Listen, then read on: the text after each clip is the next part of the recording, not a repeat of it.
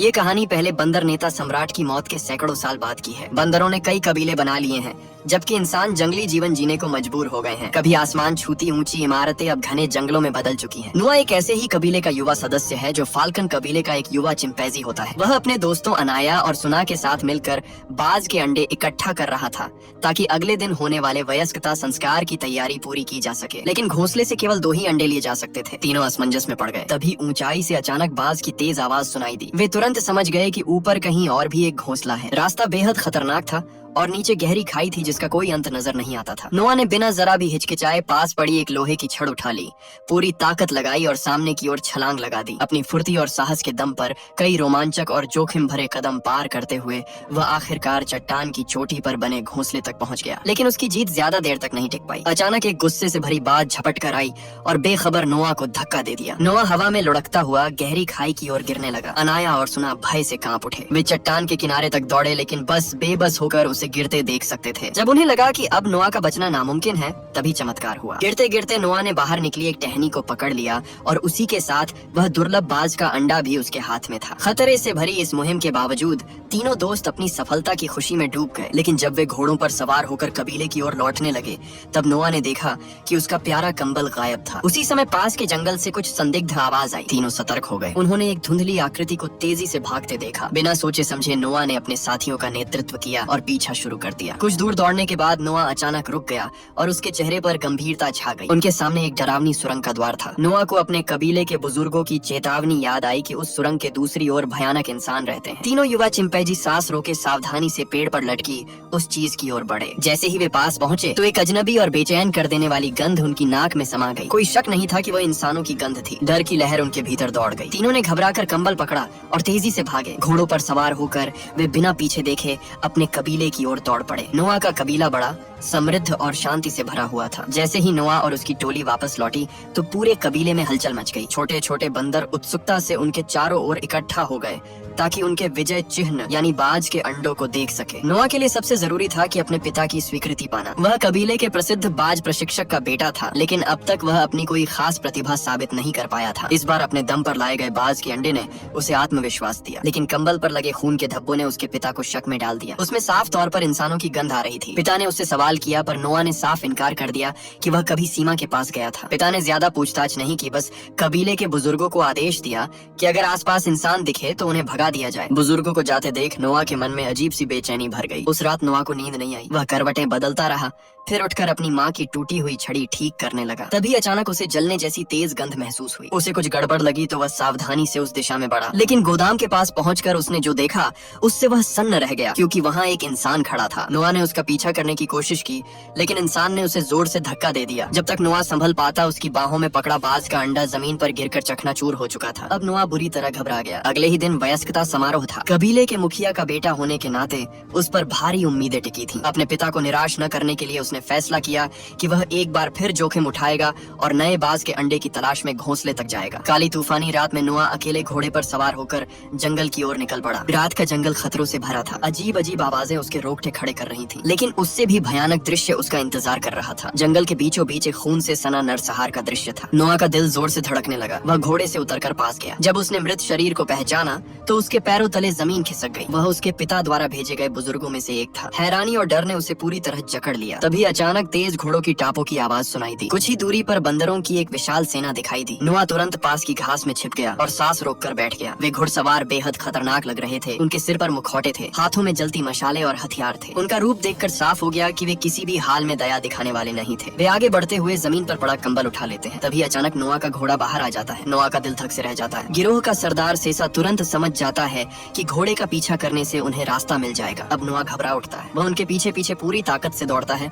लेकिन देर हो चुकी थी। जब वह अपने कबीले लौटता है तो सामने का दृश्य देखकर सन्न रह जाता है, क्योंकि सब कुछ तहस नहस हो चुका था। कबीले के लोग क्रूर हमलावरों के सामने एक एक कर गिर रहे थे। चारों ओर चीख पुकार और खून खराबा था। नोआ बाज टावर पर चढ़कर अपने पिता को ढूंढने की कोशिश करता है। उसे क्या पता था कि इसी कोशिश में वह अनजाने में अपने पिता के छिपने की जगह उजागर कर देगा। घुड़सवारों का नेता सैसा भी उसके पीछे पीछे ऊंचे टावर पर चढ़ आता है। वह बिजली वाले डंडे से पुराने मुखिया पर वार करने लगता है। निरशस्त्र पिता उस निर्दयी सैसा के सामने टिक नहीं पाते। गुस्से से भरा नोआ पूरी ताकत से हमला करता है, लेकिन जब वह पलट कर देखता है तो उसके सामने अपने पिता की अंतिम सांसें लेती देह होती है। सैसा एक तथाकथित संत की तरह खड़ा होता है, फिर अपने हथियार से सामने की बिजली की तार को छूता है। ऊंचाई से गिरता नोआ किसी तरह बच जाता है। जब वह दोबारा होश में आता है तो उसका कबीला राख बन चुका होता है। चारों ओर बर्बादी देखकर उसका दिल टूट जाता है। पिता की लाश देखकर उसे यकीन हो जाता है कि पिछली रात का सब कुछ कोई सपना नहीं था। वह अपने पिता को सम्मान पूर्वक दफनाता है। बाकी बचे कबीले वालों की जिंदगी भी खतरे में है। अब उसके पास कोई और रास्ता नहीं बचा था। सुबह की धूप में वह एकमात्र बचे युद्ध घोड़े पर सवार होता है,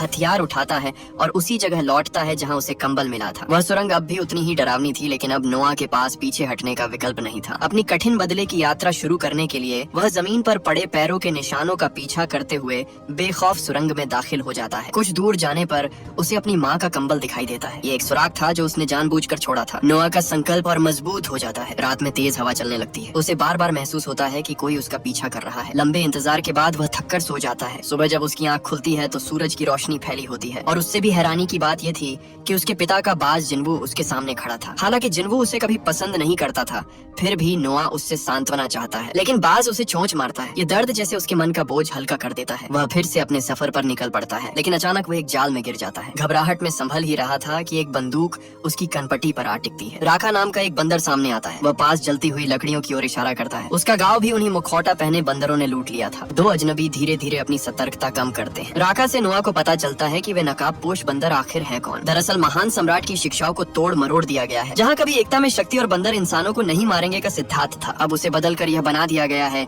कि सिर्फ शक्तिशाली ही राज्य करेगा। यह एक विकृत आस्था थी जो टेढ़ी मेढ़ी सोच का ऐसा जमावड़ा जिसने नोआ के मन में गहरा भय भर दिया। जिस नकाबपोश कबीले ने उसके लोगों का संहार किया था, वे भी इसी भटकी हुई विचारधारा के अनुयायी थे। उनका सरदार तो खुद को अगला सम्राट कहता था। राका गुस्से से कांप उठा। बातचीत के दौरान नोआ को फिर वही इंसानी लड़की दिखाई दी। वह क्रोध से चिल्लाया कि यहाँ से चली जाओ। यह देखकर राका को एहसास हुआ कि शायद बाहरी दुनिया पूरी तरह बदल चुकी है। उसने सच्चाई जानने के लिए नोआ के साथ चलने का फैसला किया। रास्ते में जिन्वू चुपचाप उनके पीछे पीछे उड़ता रहा। रात को विश्राम करते समय वह इंसानी लड़की फिर आ गई। राका को संदेह था, फिर भी उसने उसे खाना और एक कंबल दे दिया। लड़की कांपते हुए चुपचाप खाना खाने लगी। राका ने उससे संवाद करने की कोशिश की, लेकिन कोई जवाब नहीं मिला। नोआ अब भी उसे पसंद नहीं करता था और उसने कोई दुश्मनी भी नहीं दिखाई। आधी रात को नोआ अकेले आसपास टहलने निकला और उसे एक दूरबीन मिली। वह समझ नहीं पा रहा था कि इसका क्या करे। तभी पीछे पीछे आई लड़की ने उसे सहजता से उठाकर इस्तेमाल करना शुरू कर दिया। तभी नोआ को एहसास हुआ कि इंसान भी बंदरों की तरह बुद्धिमान हो सकते हैं। उसने लड़की को साथ चलने की अनुमति दे दी। राका खुशी से झूम उठा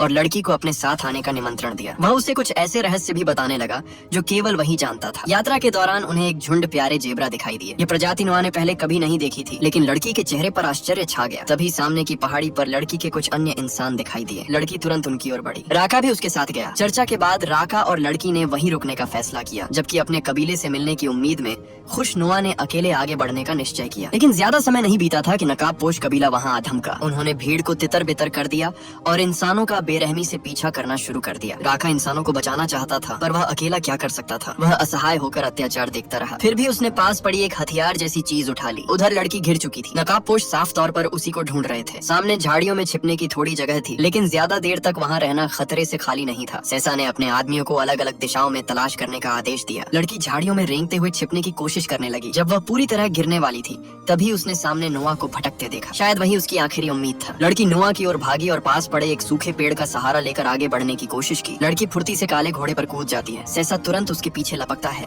लेकिन नोआ एक जोरदार लात मारकर उसे घोड़े से नीचे गिरा देता है। लड़की बच जाती है, पर नकाबपोश घुड़सवार हार नहीं मानते। वे फिर से पीछा शुरू कर देते हैं। सौभाग्य से राका समय पर मदद के लिए पहुंचता है और किसी तरह वे बच निकलते हैं। उस दिन के बाद से नोआ और उसके साथी सैसा की ब्लैक लिस्ट में आ जाते हैं। लेकिन अब नोआ एक और बात से ज्यादा हैरान था कि इंसान बोल सकता है। जन्म से ही उसने इंसानों को गूंगे समझा था। लड़की आखिरकार अपना असली नाम एनी बताती है। वह बताती है कि उसकी माँ ने उसे चुप रहकर जीने की सीख दी थी ताकि वह सुरक्षित रह सके। एनी और नोआ का लक्ष्य एक जैसा था। उसे यकीन था कि बाकी बंदर भी उसी गुप्त ठिकाने की ओर जा रहे हैं जहाँ वह जाना चाहती है। नोआ चुपचाप इस प्रस्ताव को स्वीकार कर लेता है और एनी को अपने साथ शामिल कर लेता है। उस रात कुशल हाथों वाला नोआ अकेले ही एक खराब पड़ा कंप्यूटर ठीक कर देता है। कुछ समय बाद वे एक खतरनाक सी दिखने वाली जगह पर पहुंचते हैं। एक लकड़ी का पुल नदी पार करने का एकमात्र रास्ता था। एनी सबसे पहले पुल पर चढ़ती है। नोआ और राका उसके पीछे पीछे चलते हैं, लेकिन उन्हें क्या पता था पुल के नीचे मौत घात लगाए बैठी है। सेसा के आदमी मौके की तलाश में थे कि उन्हें एक ही बार में पकड़ ले। अचानक सेसा सामने रास्ता रोक लेता है। एनी घबरा कर पीछे हटती है,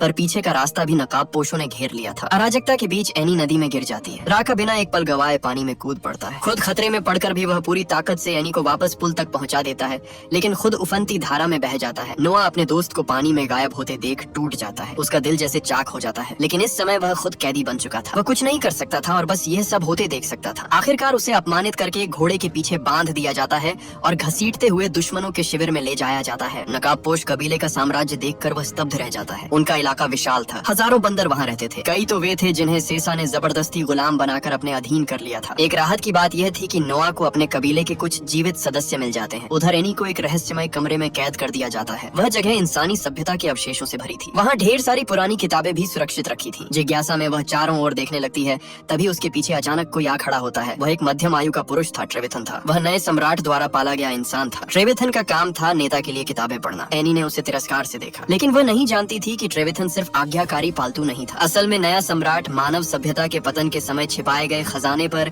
नजर गड़ाए बैठा था। उस गुप्त भंडार में अत्याधुनिक तकनीक छिपी थी, लेकिन उसका दरवाजा अभेद्य था। कई बार जबरदस्ती खोलने की कोशिश की गई, लेकिन हर बार असफलता मिली। मजबूर होकर सम्राट रोज ट्रेविथन से सलाह लेने लगा। ट्रेविथन जानता था कि इंसानों का स्वर्ण युग खत्म हो चुका है, फिर भी वह पढ़ाने में पूरी लगन दिखाता था और हथियारों के विकास में भी उसका बड़ा योगदान था। यही वजह थी कि सम्राट का साम्राज्य इतनी तेजी से फैल सका। लेकिन सम्राट की योजना अधूरी रह गई। एनी कोई साधारण इंसान नहीं थी। उसे पता था कि उस गुप्त खजाने में छिपा रहस्य मानव शासन को पलट सकता है। सम्राट चाहे जितनी धमकी दे, एनी ने अपना राज नहीं खोला। सम्राट क्रोधित था, पर उसने कोई जल्दबाजी नहीं की। इसके बजाय उसने नोआ को चेतावनी दी कि इंसानों पर भरोसा मत करो, वरना खुद अपनी कब्र खोदोगे। शायद वह दोनों के बीच दरार डालना चाहता था, लेकिन यह बात सचमुच नोआ के मन को हिला गई। वह इस दुनिया को नए नजरिए से देखने लगा। जब वह असमंजस में था, तभी अब तक उससे दूरी बनाए रखने वाला जिन्वो खुद आकर उसके कंधे पर बैठ गया। उफनती लहरों को देखते हुए नोआ समझ गया कि अब फैसला करना होगा। रात के अंधेरे में वह चुपके से एनी के कमरे में घुसता है। चारों ओर किताबें ही किताबें थीं। वह फिर से पूछता है कि तुम्हारा असली मकसद क्या है। एनी बताती है कि वह उस गुप्त बेस में एक खास किताब ढूंढने जा रही है। उस किताब से इंसान फिर से बोलना सीख सकते हैं। नोआ इस दुनिया के बारे में बहुत कम जानता था, लेकिन उसने एनी पर एक बार फिर भरोसा करने का फैसला किया। वह अपने दो सबसे भरोसेमंद साथियों को बुलाता है